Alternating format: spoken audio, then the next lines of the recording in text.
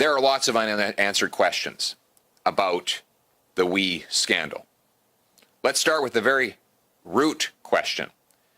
Prime Minister says the whole purpose of this billion-dollar contract was to help young people get involved in charities and nonprofits, but there's already a program that's been doing that for 20 years. It's called the Canada Summer Jobs Program. He could have just given that program more money and resources and he would have been done. But instead, he outsourced that pre-existing program to a single organization without competition that had paid his family over $300,000 in the preceding years.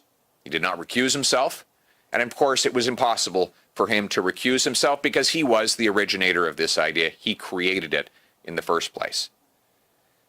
He claims public servants told him there was no other way to deliver this program. Of course, that is not only untrue, it is impossible given that the program is already delivered by the Employment and Social Development Department and has been for 2 decades. There was no need to give it a new name and to farm it out to a new Trudeau-linked organization. He needs to explain where exactly the idea came from. Did the We organization call him and suggest it? Did it come through the staff in his office? Did it come out of his own head? Did members of his families who had been paid by the organization suggest it to him? We need to hear from him directly on these questions because only he has the answers. Only he knows how this came about and how it came to be. He is the one who can answer these questions. Now, the Finance Committee has been tasked by the House of Commons to put together hearings and scrutinize all the COVID-19 related spending. This would have been $1 billion of that spending.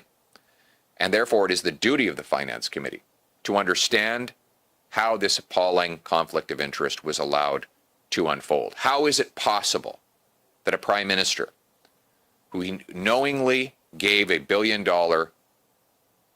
sole source contract to an organization that had paid his family over $300,000? We need answers to these questions. Tomorrow at noon, we have a deadline to submit all of our witnesses in the Finance Committee's study into the We scandal. I'm announcing today that I will be adding Justin Trudeau's name to the list of witnesses. I will be calling on him to appear and testify under oath after being sworn in. Normally, Prime Ministers don't appear before parliamentary committees, but these are not normal times. This Prime Minister has shut down Parliament, preventing us from doing daily question period. Therefore, we cannot hold him to account there. Also, this scandal is about him and him alone. It is his family, the Trudeau family, that got the money. It is him that made the decision to give this organization a $1 billion, sole-sourced, competition-free contract to deliver a program that was already in existence and delivered by the public service elsewhere. Only he can answer these questions, and therefore he must appear under oath and do so. Now, there are 2 ways that this can be done. Either the Prime Minister can agree voluntarily to show up and attend and respect the invitation of a parliamentary committee. That's what he will do if he has nothing to hide. Or Parliament can compel him to appear, something that would take longer, but could be done and should be done if the Prime Minister hides from accountability. Simply put, it is time for the Prime Minister to come clean, to answer questions, to stop the evasions, and to stop trying to pass the blame onto our hardworking and honest public servants who had no part in this scandal. Thank you very much, and I now invite questions. Thank you. We will now be taking questions on the phone. Nous allons maintenant prendre des questions sur le téléphone. Just a reminder to reporters, 1 question, 1 follow-up. Un rappel aux journalistes, 1 question et 1 question de suivi. Operator? Thank you. Please press star 1 at this time if you have a question. S'il vous plaît, appuyez sur l'étoile 1 maintenant pour poser une question. The first question is from Lee Belgium from the Canadian Press. Please go ahead. La parole est à vous. I wanted to revisit a comment you made last week about this time where you said that the Conservative Party was not looking at forcing an election or defeating the government over this issue. I think Mr. Barrett said the same thing on Friday. Is that still your position? Is that still how the Conservatives feel, is that this issue is not one in which you are intending to possibly bring down the government? And if not, why not? Well, we want to get to the truth. We don't want Justin Trudeau to simply run off to an election before Canadians find out what he did here.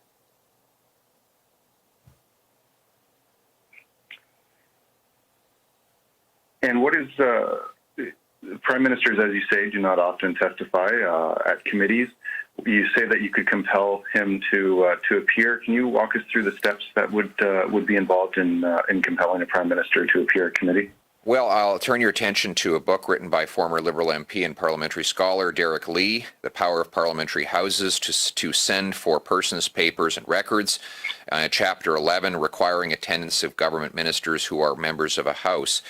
In respect, quote, and in respect of obtaining their attendance before House committees, there are no special rules applicable to ministers simply because they are ministers. Although attendance is usually arranged by invitation, their attendance may be ordered by the House. He is a minister. He just happens to be the Prime Minister. But Mr. Lee is correct that the House can order a Prime Minister to appear and testify. We hope it doesn't come to that. We hope that the Prime Minister will say that he has nothing to hide and just accept the invitation that I will put before the committee tomorrow. But we'll see. If he says no, then we know he's definitely hiding and covering up. Operator, next question. Thank you. The next question is from Mary Kiwash from the Globe and Mail. Please go ahead. La parole est à vous. The line is open. Hi, thank you. Mr. Poilievre, I'm wondering if you have already proposed this idea of having Mr. Trudeau testify to the other parties and what response you've had from them. I have not, but they will. Each party is allowed to submit its own witness list. And we have a set number of witnesses that we're allowed to include based on the size of our party at the committee. And I will simply add Mr. Trudeau to the list. If there's any dispute about his willingness or ability to attend, then we will simply put it to a motion. If the opposition parties are interested in getting to the truth, they will vote in favor of that motion. Okay, and who else are you going to call? Are you also calling the Kielburgers? We'll have more news on that in the days ahead, but we will definitely be calling Bill Morneau and Justin Trudeau. Operator, one more question before we go to the room. Thank you. Once again, please press star 1 if you have a question. De nouveau, n'hésitez pas à appuyer sur étoile 1 pour toute question. Donc, la prochaine question, the next question is from Raisa Patel from CBC. La prochaine question est de Raisa Patel de CBC. Please go ahead. La parole est à vous. I'm wondering, would recusal on the part of Prime Minister Justin Trudeau and also Minister Morneau have been enough to address your concerns about this contract? No, not at all. This contract itself makes exactly 0 sense. Let's be clear about that. It wasn't just the fact that they didn't get up and walk out of the room. If they had recused themselves, there would have been no contract. This whole thing came from the Trudeau elites and the insiders. It did not come from the public service. We know that because there's already a program within the public service to deliver exactly what Mr. Trudeau claims he was trying to do here.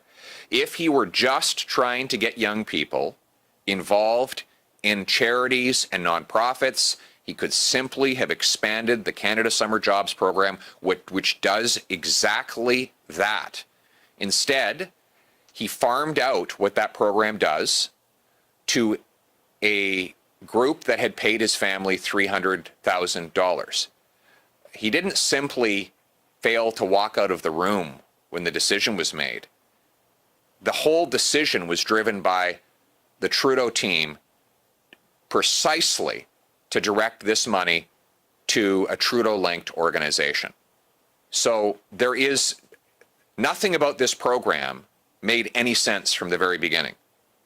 It is clear that what they were doing is replicating something that is already done within the public service very successfully, that allows all charities to hire young people.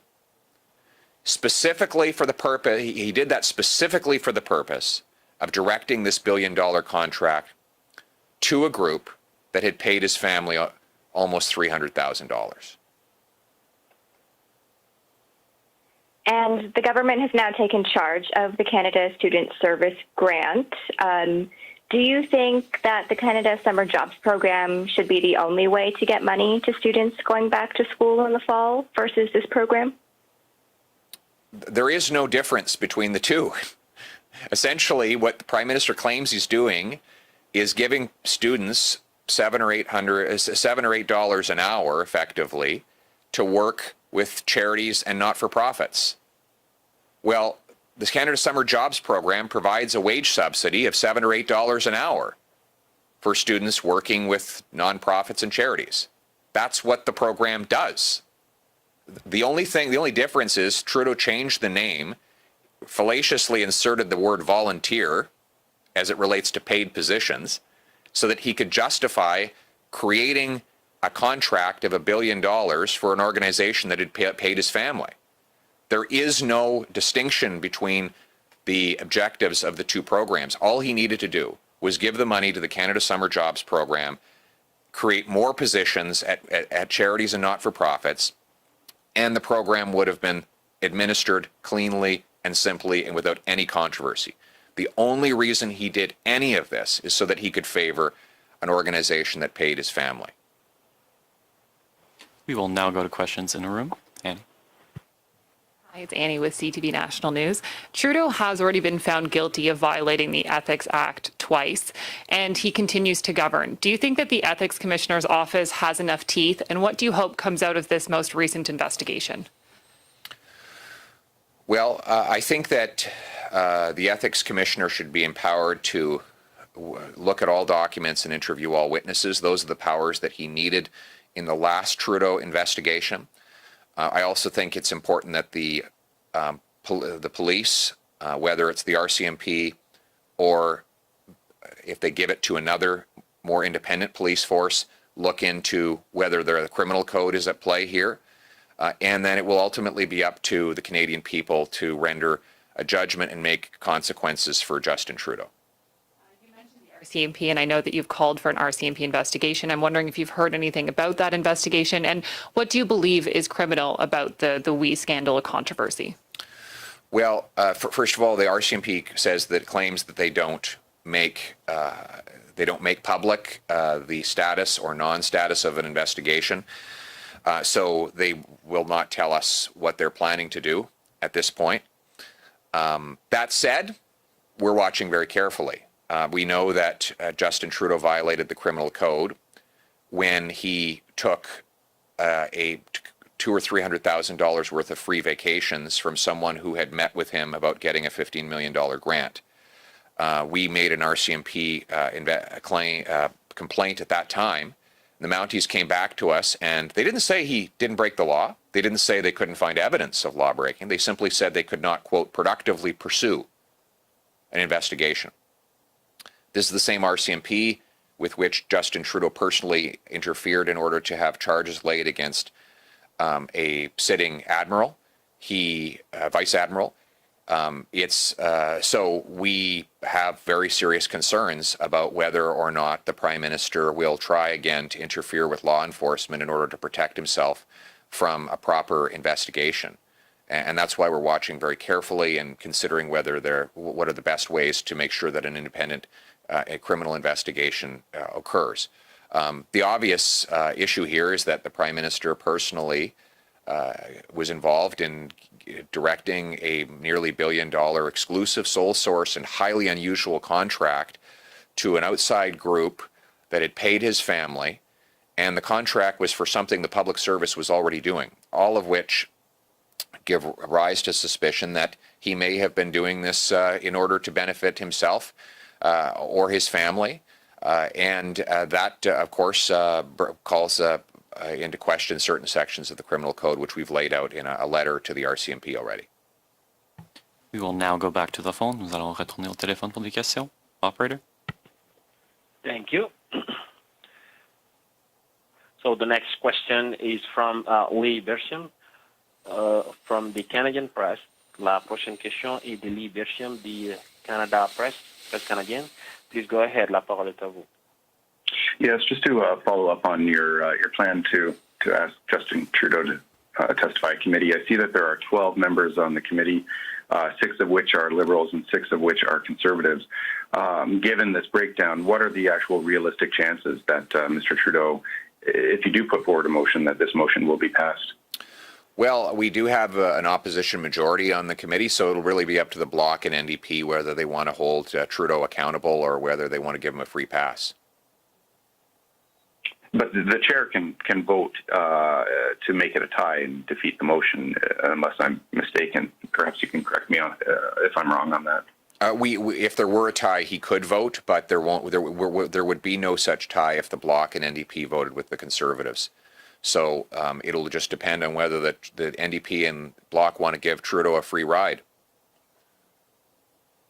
Next question.